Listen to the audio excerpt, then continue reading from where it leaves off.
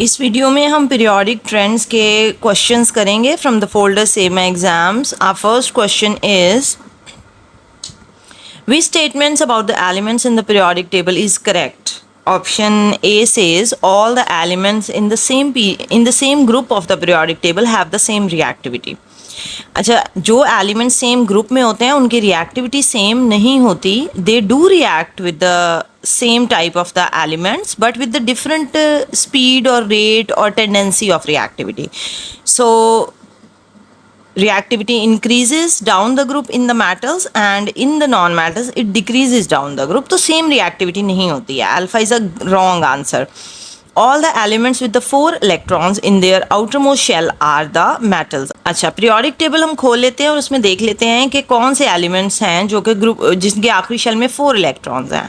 तो वो क्या हैं, क्या वो मेटल्स हैं या नॉन मेटल्स हैं? ये आपका है ग्रुप 1 जिनके आखिरी शेल में 1 इलेक्ट्रॉन होता है. ये है ग्रुप 2 जिनके आखिरी शेल में 2 इलेक्ट्रॉन्स होते हैं.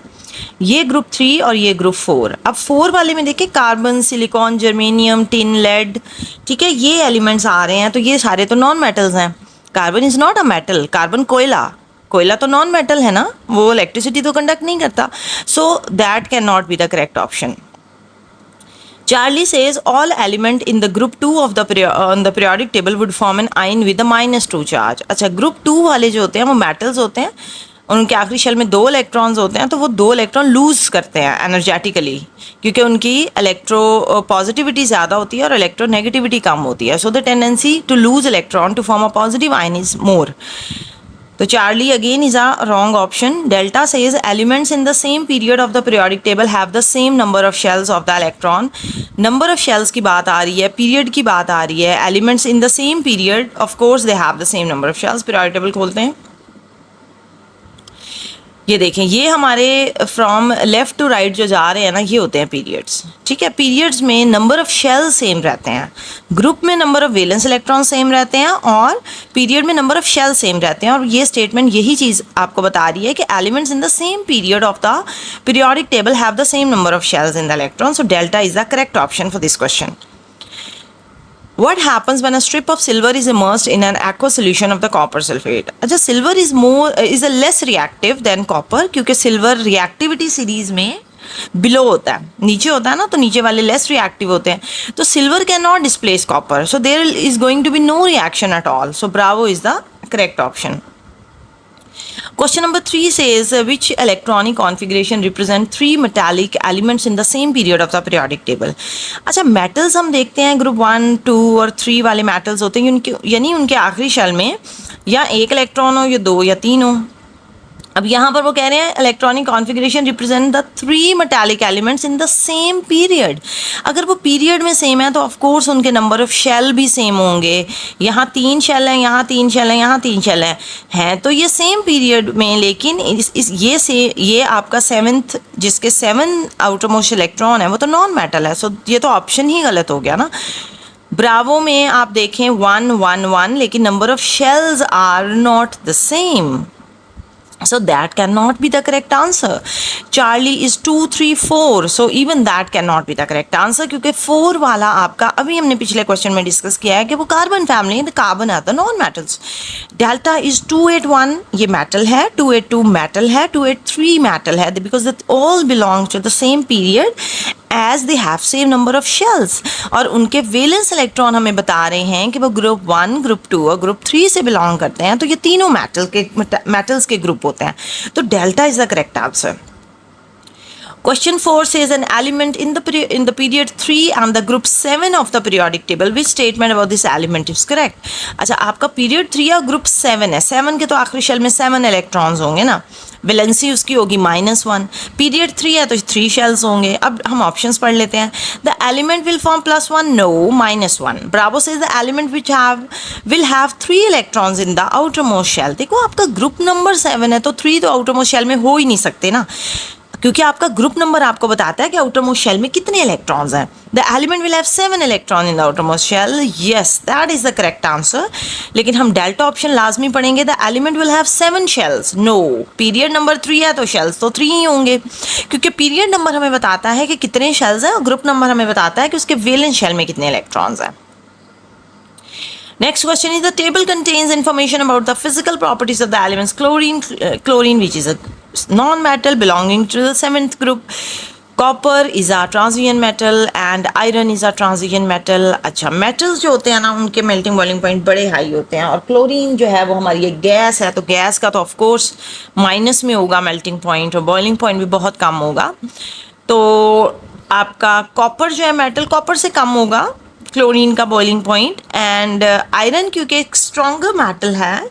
अब आप ये देखें कि आपका आयरन क्योंकि एक स्ट्रॉन्गर मेटल है तो ज़ाहिर है उसका बॉइलिंग पॉइंट भी बहुत हाई होगा 2582. कॉम्बिनेशन हम देख लेते हैं कि कॉम्बिनेशन हमारे पास क्या आ रहा है. अल्फ़ा ब्रावो चार्ली और डेल्टा में हमारे पास W क्योंकि क्लोरीन एक गैस होती है तो ऑफ कोर्स रूम टेम्परेचर से तो कम होगा ना. तो हमारी डेल्टा ऑप्शन यहाँ पर शॉर्ट लिस्ट हो जाती है यानी अल्फ़ा ब्रावो चार्ली में से हम देखेंगे कि हमारा करेक्ट आंसर कौन सा है. डेल्टा क्रॉस आउट हो गई क्योंकि 445 बॉइलिंग पॉइंट नहीं हो सकता क्लोरीन का क्योंकि क्लोरीन रूम टेम्परेचर पे एज अ गैस एग्जिस्ट करती है. तो इन 3 में से देख लेते हैं. एक्स पे वो हमें कह रहे हैं कि क्योंकि हम देख रहे हैं ट्रेंड के मेल्टिंग पॉइंट इंक्रीज हो रहा है तो 1500 से कम होना चाहिए. तो अगेन हमारी चार्ली ऑप्शन क्रॉस आउट हो गई. अल्फा और ब्रावो में से अब हम देख लेते हैं. अब देखिए वाई आपका जो है वो 25 अराउंड या थोड़ा इससे ज़्यादा होना चाहिए because copper and iron both are the metals. तो 445 तो किसी सूरत नहीं हो सकता ना. तो आपका वाई जो है वो आपका 2500 से ज़्यादा 2800. तो देखिए हमने कितने टेक्निकली ब्रावो जो है उसको सेलेक्ट कर लिया क्योंकि आपका क्लोरीन जो है वो बॉइलिंग पॉइंट -34 होगा. कॉपर जो है वो आपका 1083 क्योंकि 1500 से लिटिल कम होगा और 25 से लिटिल ज़्यादा होगा क्योंकि देखिए आपका बॉइलिंग पॉइंट का ट्रेंड भी तो इंक्रीज़ हो रहा है ना वहाँ -34 then 2582 and then it should be more than of course. And क्योंकि अगर यहाँ पर हमारा वाई जो है वो 445 है जो कि नॉट पॉसिबल क्योंकि iron is a strong metal तो उसका आपके पास बॉइलिंग पॉइंट ज़्यादा होता है. तो हमने ब्रावो जो है वो शॉर्ट लिस्ट की है ऑप्शन. अच्छा जी ये क्वेश्चन कह रहा है the diagram shows an outline part of the periodic table. Alright so we statement है correct. Element W X and Y form coloured compound. W तो नहीं बनाता X और Y बनाएंगे क्योंकि ये ट्रांजिशन मेटल ब्लॉक में आ रहे हैं. तो 1 is a wrong statement. Elements X, Y, Z have the higher melting point. X, Y, Z नहीं हो सकता क्योंकि Z हैलोजन से बिलोंग कर रहा है. ये देखें ये हम मुझे पता चल रहा है शेप ऑफ द ग्रुप से कि ये नोबल गैसेज हैं. तो ये आपका नोबल गैसेज से पहले वाला ग्रुप जो होता है ना वो हैलोजन्स होता है. तो ये भी एक रॉन्ग स्टेटमेंट है. Element X and Y act as a catalyst. Yes, that is your correct option. So statement. So Charlie is your correct answer. अच्छा ये वाला क्वेश्चन मैं करूँगी and then I will close the video. उसके बाद remaining question अगली video में होंगे. The diagram shows the structure of which element in the period 3. Okay जब हम पढ़ते हैं पीरियड टेबल खोल लेते हैं. ये देखिए पीरियड 3 जो आपका है ना बोरॉन. अच्छा पीरियड 3 हमारा यहाँ से लेंगे 1, 2 एंड 3. ये आपका आ गया period 3. Sodium magnesium aluminium silicon phosphorus sulphur chlorine and argon. हमें पता है कि जो कार्बन है ना कार्बन 2 एलोट्रॉपिक फॉर्म में एग्जिस्ट करता है डायमंड एंड ग्रेफाइट. तो सिलिकॉन डायमंड जैसा स्ट्रक्चर होता है सिलिकॉन का. सिलिकॉन डाइऑक्साइड जो कि सैंड का मॉलिक्यूलर फार्मूला है SiO2. तो उसका स्ट्रक्चर जो होता है ना वो बिल्कुल डायमंड जैसा होता है. And this is what we have to look for. We have to relate it to the same shape as like diamond. And when we study graphite and diamond, then we know that silicon has a similar structure, silicon dioxide. So period 3 में आपका silicon आता है. So Charlie is the correct answer for this question. That's all for your video. I'll see you in the next video. Thank you. God bless you. Allah Hafiz.